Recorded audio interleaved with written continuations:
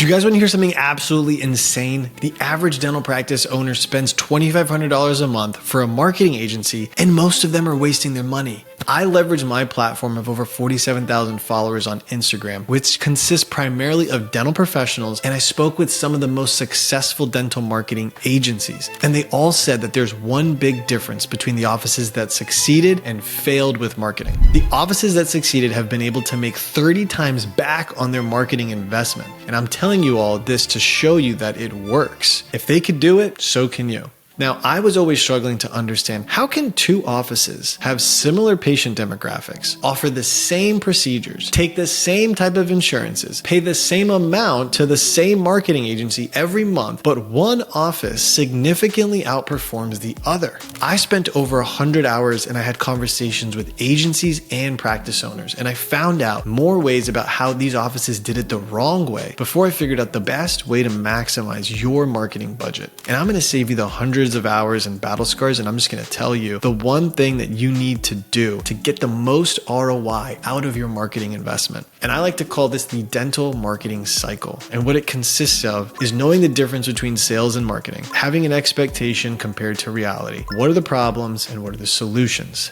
Now, I want to share a story about a classic engagement between dentists and marketers, and then we'll use this story to break down the dental marketing cycle. All right. So you have a dentist and they want more patients, but they can't get them because they don't know how to market. And so if they can't get those patients, they're not going to make enough money to pay their bills or loans or provide for their family. So they hire a marketing agency, one of the ones they saw from an Instagram ad. You know what I'm talking about. And that marketer makes a bunch of promises, and they tell them so many things like, oh, we'll get you more patients, we'll help you grow your practice. And the dentist believes them. So they go with them. But then the patients come to the practice, but not all of them move forward with treatment. And so this makes the dentist very angry because they paid all this money for patients, but nobody was moving forward with the treatment. And so they blame the marketer for getting bad patients, and then they fire them. Does this story sound familiar to you?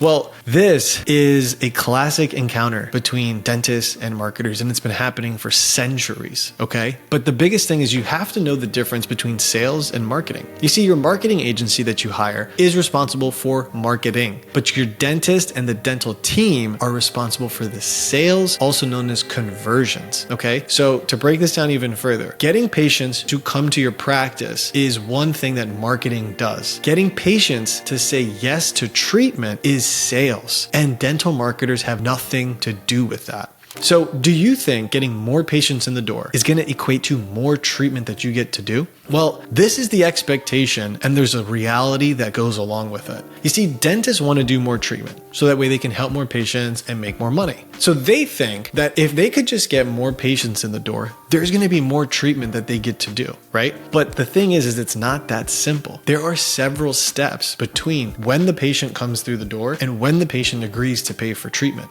There are so many interactions and encounter with the staff and the dentist before that decision is made. So you have to understand and uncouple these two events from each other, the marketing side and the sales side. And so there was a practice where they wanted to focus on aligner cases, and they just wanted to grow with aligners. And so the first thing they did is they hired a marketing agency, and that marketing agency ran Facebook and Instagram ads, and they started driving patients into the practice. And there were so many leads that came in. They had 20 patients scheduled, but only one of them did treatment. Why is that? So this is a problem with the internal conversion system. And that dentist at the practice was never taught how to actually do aligners. You see, the dental education system does not actually prepare dentists to do aligners. And between that and some brand certification program that they took, that's the only thing that the dentist knew about aligners. And so if that's the level of education that the dentist has, the team is only going to follow what the dentist does. And that dentist was not equipped to train the team and teach them how to have conversations and convert patients while the dentist wasn't in the room. And so this was another negative force working against them in the practice. And this all equates to the dentist and the team having no confidence in the procedure or how to get patients to say yes. And this is a bad sales process, because the one thing that you have to remember is that case acceptance follows confidence. And I know this firsthand because it happened to me. So when I first started with aligners, I wanted to do as many cases as possible. However, in the beginning, I struggled with getting case acceptance because quite frankly, I didn't know what the heck I was doing. I realized if I didn't figure it out or get the help that I needed from a course or a mentorship, I was going to be stuck doing the same boring procedures, and then my patients wouldn't be getting the highest standard of care. So I got a mentor and I learned what were the simple cases that I should do and what do I need to refer. I also learned how to talk about aligners from an oral health perspective versus just cosmetics. And I took all this information and I applied it, and it gave me the confidence to know that I had the guardrails to treat my patients, and I would figure out how to set up the case on the back end with my mentor. And what happened next? My case acceptance skyrocketed. Why? I had the confidence on what I could treat, and I knew that I had the support to see the case through. And so my case acceptance followed my confidence, which was sky high.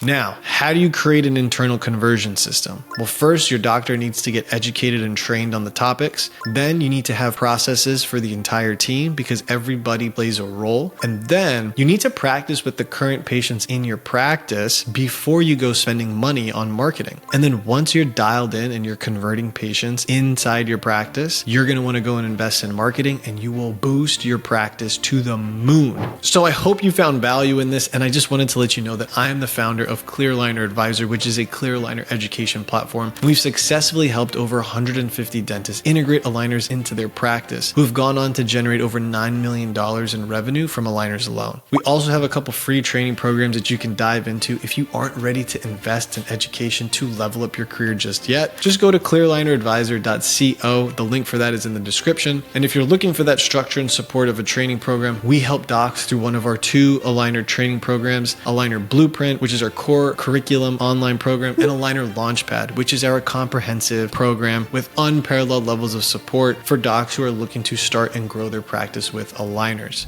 Now, if you want to go deeper on this topic about marketing, maybe you're wondering, okay, when is the right time to invest in marketing? I made this video just for you, so that way you don't have to make the wrong decision when it comes to the perfect time to investing in ads and marketing. Go check out this video. I'll see you in there.